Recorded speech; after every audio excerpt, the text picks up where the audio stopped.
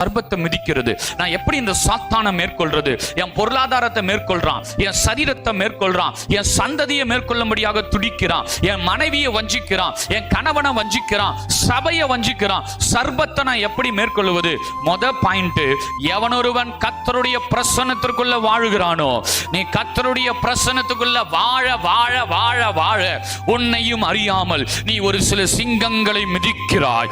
உன்னையும் அறியாமல் நீ ஒரு சில வலு சர்பங்களை மிதிக்கிறாய். இன்னைக்கு காலையில் 6 to 7 உன்னதமானவரின் மறைவுக்குள்ள நீ வரும் பொழுது உன்னையும் அறியாமல் உன் கால்கள் சர்பங்களை மிதிக்கிறது, உன் கால்கள் தேள்களை நசுக்குகிறது, உன்னுடைய கால்கள் பால சிங்கங்களை மிதிக்கிறது.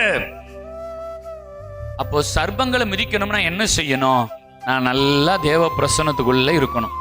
நான் நல்லா தேவ பிரசன்னத்துக்குள்ள இருந்தா எனக்கு விரோதமான சர்பம்லாம் என்ன செய்யப்படும்?